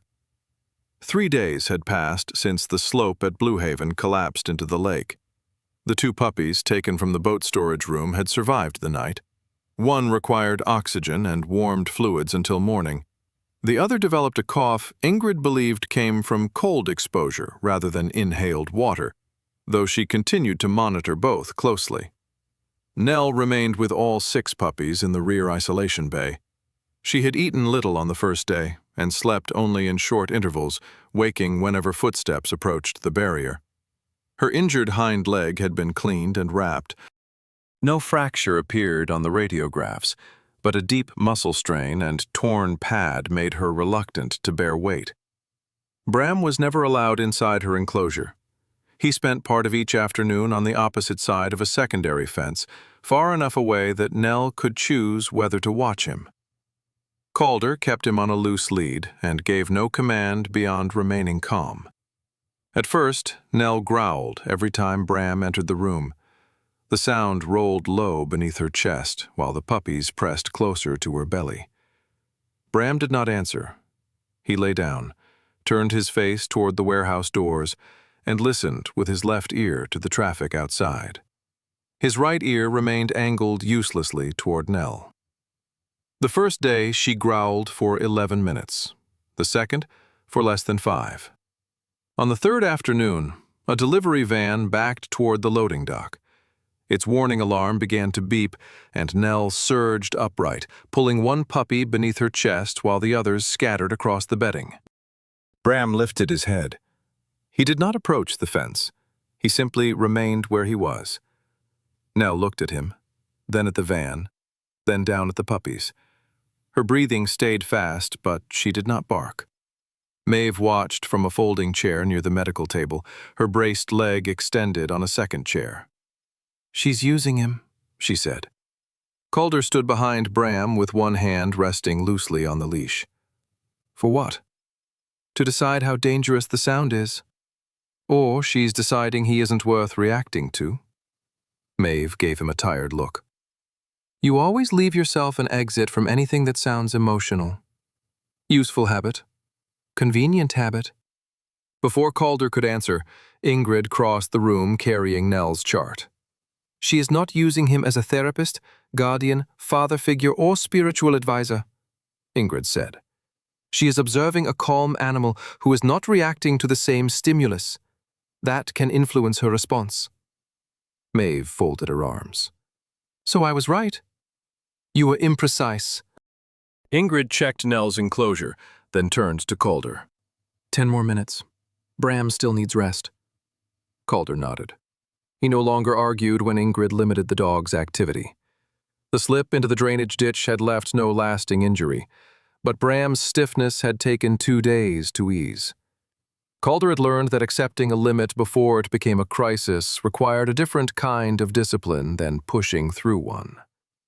Across the warehouse, Ruthie stood at a folding table surrounded by binders, transport forms, and 3 ringing phones. She wore her red-framed glasses low on her nose and had tied a strip of blue tape around one wrist to remind herself which quarantine zone she had last entered. "No," she said into one phone. "A fenced yard is not the same as an approved foster home. Do you have a separate room? Do you have other dogs? Are they vaccinated? Then we begin there." At the loading entrance, Nolan tested the emergency exit bar for the 3rd time. He had spent the morning reviewing occupancy limits, fire lane access, and the placement of propane heaters. 2 volunteers carried clean blankets from the laundry room. Another mixed disinfectant according to Ingrid's written ratio, rather than guessing from the smell. The warehouse was imperfect. It was also functioning. Maeve looked around as though every working part accused her. The formal notice arrived shortly after 10. Tomas delivered it in person. He placed the envelope on the table in front of Maeve and remained standing while she opened it. The county seal appeared above several paragraphs of language that tried to make loss sound administrative. Blue Haven Canine Recovery was suspended from operating at the lakeside property. The rear structures were condemned pending demolition. The main cabin could not be occupied until the ground was stabilized, and the animal housing permit attached to the location was no longer valid. Maeve read the notice twice. So that's it. Tomas removed his wet gloves. For that property, yes. I built everything there. You built a program there, he said. The ground is gone. She looked at him sharply. Thank you for the distinction. I did not mean it as comfort. That, Calder thought, was probably why it mattered. Maeve folded the notice along its original crease. I should have closed before winter. Ingrid, standing nearby, did not contradict her. You should have reported the erosion earlier, she said. You should not have accepted 11 animals without a local backup caregiver. You should have had an evacuation plan that did not depend on one access road. Each sentence landed cleanly. Maeve's face tightened, but Ingrid continued. Good intentions do not cancel operational failure. Calder expected Maeve to fight. Instead, she looked down at the folded notice. I know. Ingrid turned toward the warehouse. Ruthie was guiding a prospective foster couple through the hand-washing station. Nolan had moved a crate away from an electrical panel. June was sitting on the floor outside Morrow's enclosure, reading from a magazine without looking directly at him. "But operational failure does not erase the value of the work," Ingrid said. "Look at what is happening here." Maeve did. No one in the room was waiting for her to tell them how to care. That seemed to frighten her almost as much as the collapse had. Blue Haven had once meant a place, a sign, a set of keys only she carried. Now its work continued without asking whether she was strong enough to stand. A call came that afternoon from Cascade Working Dog Alliance, a larger licensed rescue organization based near Spokane. They could accept 3 of the adult dogs within the week, provided Ingrid cleared them medically and Maeve completed behavioral evaluations. Maeve rejected the offer before Ruthie finished reading it. "No." Ruthie looked over her glasses. "That is not a complete assessment. They will separate them. They are already housed separately. They know one another. Some of them do. Morrow watches Finch. And Finch may be more confident in a quieter foster home without a 70-pound male standing between her and every doorway." Maeve looked toward the 2 enclosures. Morrow had stopped guarding the front of his crate after 2 days. Finch still flattened herself when unfamiliar men entered the aisle, but recovered faster when June sat nearby. "They survived together," Maeve said. Ingrid joined them at the table. "That does not mean they require the same placement. They have a bond. Possibly. Or they formed a temporary survival pattern under stress." Maeve's hand moved to the silver ring on her thumb. "What happens if you are wrong?" Ingrid held her gaze. "We evaluate, transfer gradually, and change the plan if the dogs show distress. We do not freeze every decision because uncertainty exists." Maeve glanced at Calder, perhaps expecting support. He gave none. Not because he agreed with every transfer, because the decision did not belong to his fear or hers. They evaluated each dog separately over the next 2 days. Morrow proved steady around adults, but reactive near food bowls. Finch showed less anxiety when housed away from him, though she sought visual contact during the first hour. The injured dog from the woodshed tolerated handling but startled at raised voices. The dog cut from the fencing recovered quickly and displayed the highest confidence of the group. No single arrangement fit them all. That truth unsettled Maeve. It also freed the dogs from becoming symbols of her success or failure. At Calder's kitchen table that evening, the group built the beginnings of a different structure. The electric cooperative agreed to extend temporary use of the warehouse for 6 weeks if fire and sanitation requirements were maintained. Cascade Working Dog Alliance offered to place the site under its emergency response license while a more formal agreement was reviewed. "It cannot become another shelter," Tomas said. "It won't," Calder replied. Maeve looked at him. "What will it become?" "A transfer point." He spread a rough floor plan over Gideon's old table. Short-term intake, medical screening, behavior assessment, then foster or licensed placement. Ruthie added, "With more than one transport contact." Ingrid said, "Written disease protocols." Nolan tapped the evacuation route. 2 exits kept clear at all times. Maeve looked at the plan as if they were dismantling the only definition of rescue she trusted. "And who runs it?" Everyone became quiet. Calder understood the question beneath the question. Who would carry the blame when it failed? "Not one person," he said. "That is not a name." "It is the condition." Maeve leaned back. "You have been here less than a month." "I know." "You do not know how these networks work. I know how systems fail when one person becomes the system." Ruthie stopped writing. Calder continued. "You handle behavioral assessments. Ingrid sets medical standards. Ruthie controls transport and foster records. Nolan and Tomas handle county safety. The licensed organization carries legal oversight. And you? Repairs. Site safety. Whatever keeps the building from becoming another problem no one reports. You are proposing all this and refusing to lead it. I am refusing to own it. Maeve's expression hardened. Calder looked toward Bram, asleep near the heater. I do not want another organization built around one person's ability to survive a bad week, he said. I want somewhere people can call before a bad morning leaves them alone. The room stayed quiet. Then Ruthie drew 5 boxes on the paper and wrote a different name inside each one. The plan looked less heroic that way, more likely to last. Pip was medically cleared for foster placement at the end of the week. The couple who arrived for her, Daniel and Maris Bell, owned a small woodworking shop north of town. Daniel was 56, broad-handed and soft-spoken, with sawdust still caught in the seams of his work jacket. Maris, 53, managed the shop accounts and had the calm, direct manner of someone accustomed to correcting mistakes before they became expensive. Ruthie had already inspected their home. They had a fenced side yard, no other animals, flexible work hours, and a heated office behind the shop where Pip could stay during the day. They understood the foster period was temporary, and that adoption would require a separate review after vaccination and behavioral assessment.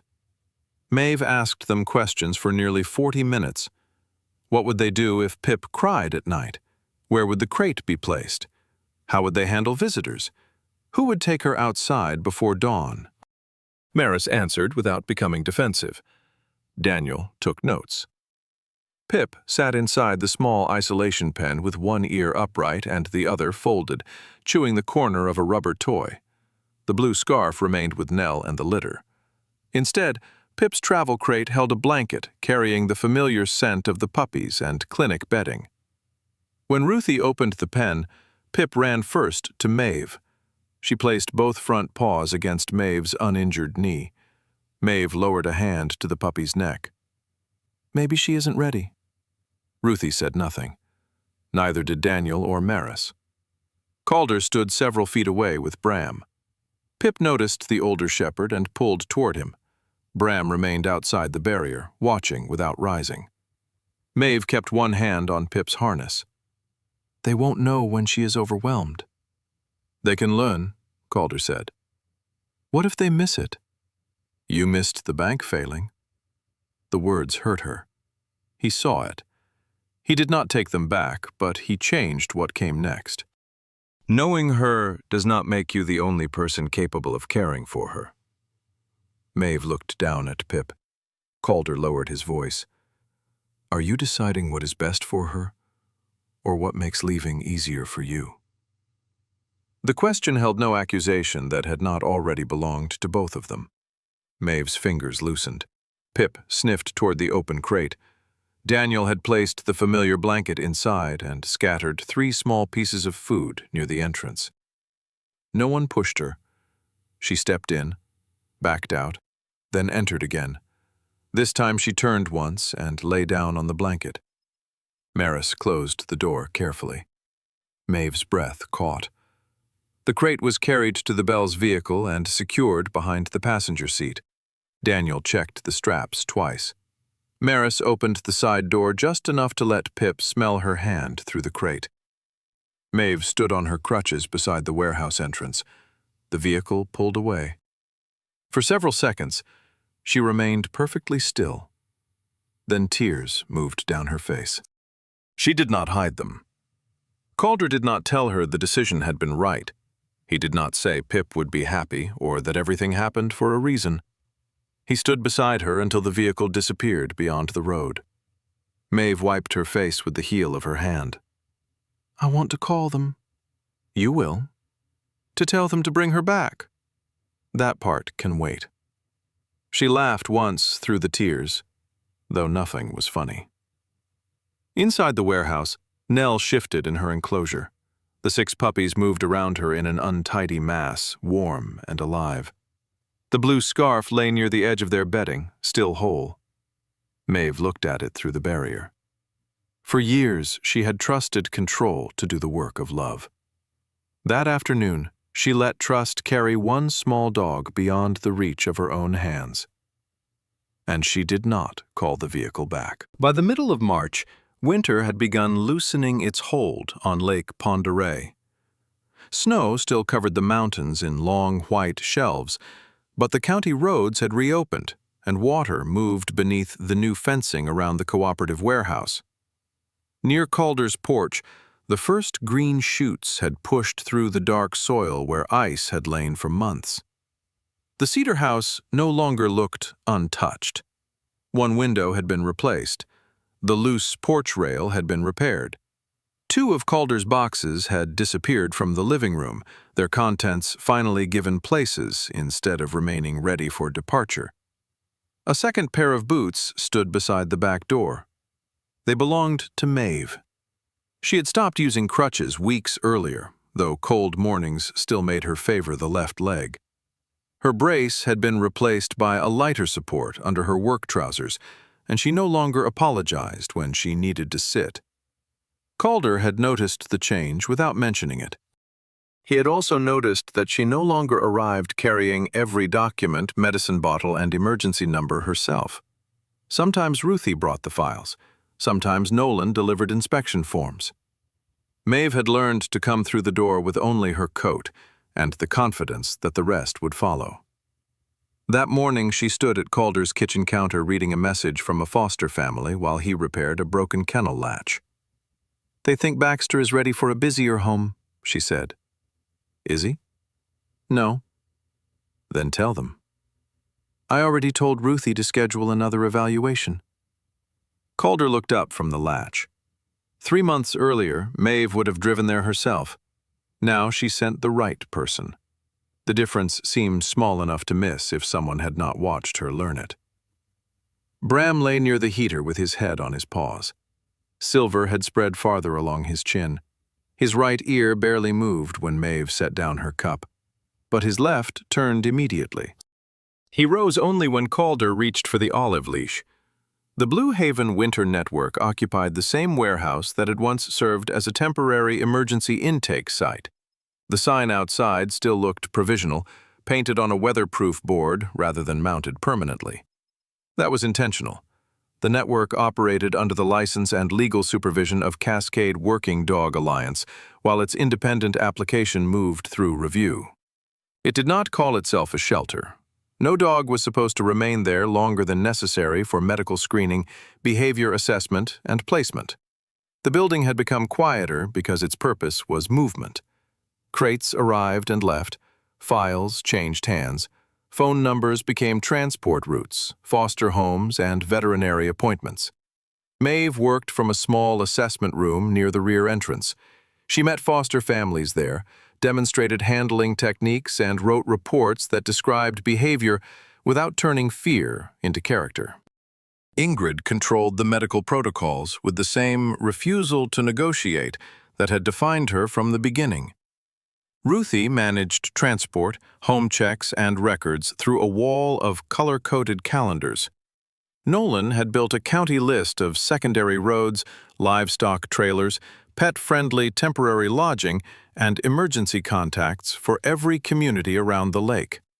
Calder handled the work no one noticed until it failed. Door clearances, drainage, generator testing, fence tension, safe walking routes for dogs that could not yet tolerate enclosed rooms. He did not carry a title.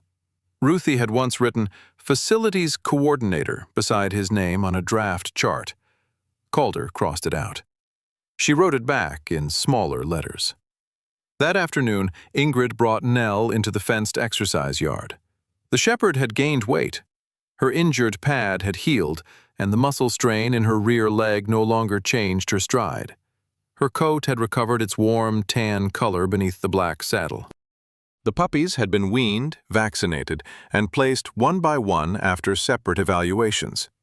Ingrid had intended to foster Nell temporarily.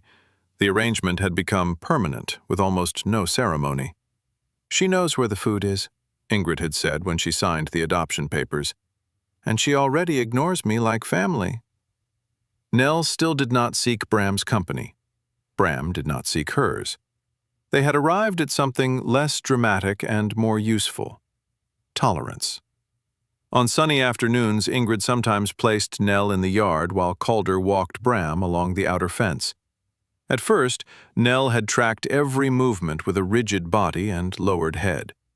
Over time, she stopped rising when he passed. That day, Bram settled on one side of the fence while Nell lay on the other. Neither looked at the other. The sun warmed the gravel between them. Maeve stood with her arms folded. "You know someone will eventually call that friendship." "They'll be wrong," Ingrid said. "Comfortably wrong." Ingrid glanced at her. "That describes most people." Bram closed his eyes. Nell did the same. The moment required no larger meaning. It was enough that neither animal needed the other to leave. Pip's adoption became official 2 days later. Daniel and Maris Bell returned to the warehouse with the temporary foster paperwork, vaccination records, and a folder containing more notes than Ruthie had requested. Pip had grown taller without growing into her ears. Both now stood upright, though one tilted slightly when she concentrated. Her coat had darkened along the back, and the muddy, exhausted puppy from the lake shore had become a long-legged young dog with too much curiosity for her own balance. She entered the warehouse carrying a small wooden sanding block stolen from Daniel's coat pocket. Daniel removed it gently.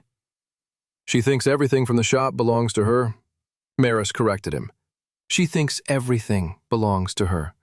The shop is merely where she finds most of it." Pip ran to Maeve, then to Ruthie, then stopped at the secondary fence when she saw Bram. Her tail moved so quickly her hindquarters followed. Bram stood, but Calder kept the lead loose. Pip lowered herself briefly, more instinct than training, then touched her nose through the fence. Bram smelled her once. After that, he turned toward Calder as if the reunion had been satisfactorily completed. The adoption papers took less than 15 minutes. The decision behind them had taken 3 months. Maeve signed as the behavior evaluator, not as the owner relinquishing control. When Maris attached Pip's permanent identification tag, Maeve's eyes brightened, but she did not look away. "You have the emergency card?" she asked. "In the kitchen and the truck," Daniel said. "Backup caregiver?" "My sister, confirmed in writing." "Veterinarian?" Maris named Ingrid's clinic. Maeve nodded. No last-minute warning, no attempts to add another condition. She knelt carefully and let Pip smell her hands before placing both palms along the puppy's neck. "You don't have to remember where you started," she whispered. "Just keep knowing where you're safe." Pip licked her chin and immediately tried to take the pen from her pocket. The room laughed. Maeve did too. The blue scarf was mounted the following week. It had remained with Nell and the litter until the puppies no longer sought it for comfort. Maeve washed it by hand, dried it flat, and placed it in a simple wooden frame Daniel made from cedar offcuts. The fabric still showed the damage from the lake. One edge was frayed. A dark stain remained near the center despite cleaning. No one repaired it. Ruthie wanted a plaque listing the names of everyone involved in the rescue. Tomas objected on the grounds that they would inevitably forget someone. Ingrid objected because she disliked plaques. Calder said nothing until Maeve asked him directly. "What should it say?" He looked at the scarf. Not a medal, not evidence. A thing carried by a frightened puppy because it smelled like the only safety she knew. "Put the date," he said, "and something useful." They chose one sentence. "Call before fear decides for you." The framed scarf hung near the network's phone station rather than over the entrance. That placement mattered. The network had begun receiving calls that had little to do with abandoned dogs. An older man facing heart surgery needed someone to feed his 2 spaniels for 10 days. A widow recovering from a fall needed a temporary foster for her terrier. A ranch worker injured in a machinery accident needed transport for an aging cattle dog with daily medication. None of those situations required a dramatic rescue. They required names, keys, written instructions, and people willing to answer. Calder helped build emergency cards with feeding schedules, medication lists, and backup contacts. Nolan added them to the county preparedness packets. Ruthie organized monthly sessions at the library where residents could create care plans for their animals before illness or weather made decisions for them. The work brought Gideon back in unexpected ways, not through secrets, through recognition. People remembered the porch light he had repaired, the generator he had loaned, the afternoon he spent replacing an outlet for someone who could not afford an electrician. Calder began to understand that his brother's life had not been small. It had simply been measured in acts that did not ask to be witnessed. One evening, Calder found Gideon's brass compass on the kitchen table beside a stack of network forms. He opened it. The needle trembled, then found north. For years, Calder had carried it as proof of something he had lost.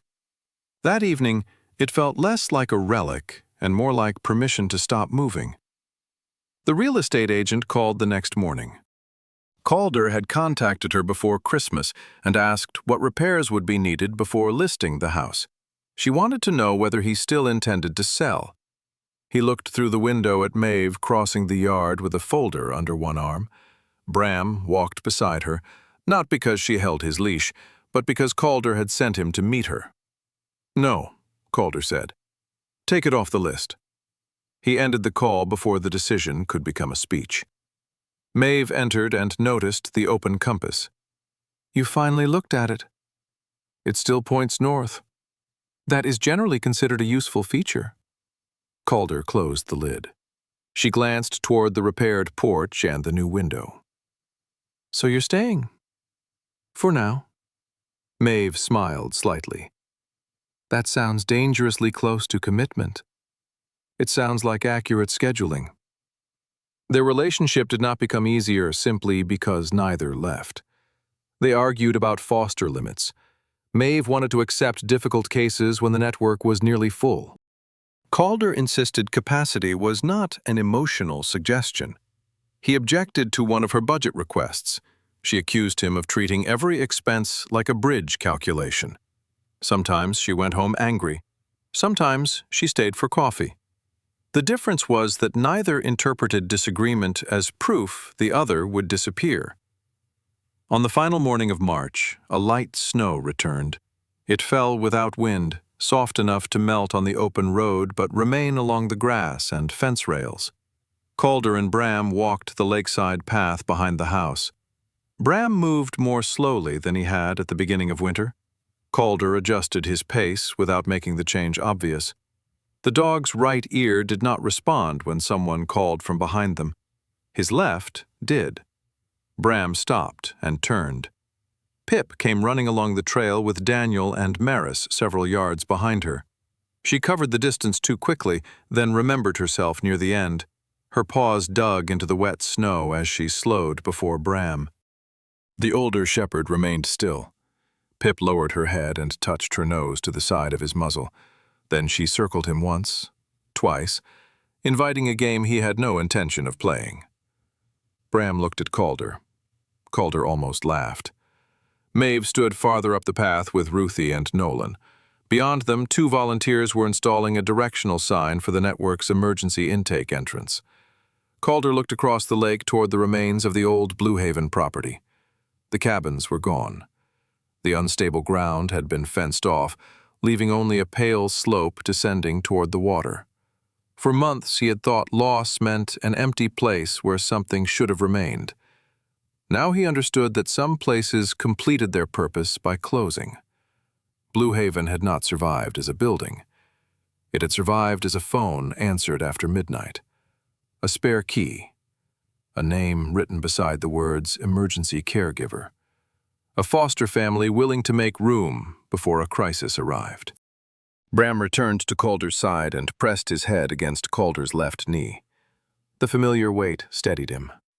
Behind him, Ruthie called that they needed help leveling the sign. Nolan claimed it was already straight. Maeve disagreed loudly enough for everyone to hear. Calder did not look toward the road leading out of Sandpoint. He turned toward the people waiting on the path.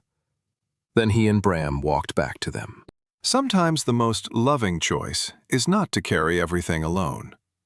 Calder, Maeve, and the people around Blue Haven learned that courage is not always stepping forward first. Sometimes it is admitting that others are needed, answering the phone, keeping a spare key, or making room before fear makes the decision for us. Perhaps that is where grace often meets us. Not in grand miracles, but in ordinary people choosing not to look away. If this story reminded you of someone who showed up when you needed help, share your thoughts or their name in the comments. And if you value stories about loyalty, responsibility, and second chances, please consider subscribing. May God give you the courage to ask for help, the wisdom to offer it, and the peace of knowing you were never meant to carry every burden alone.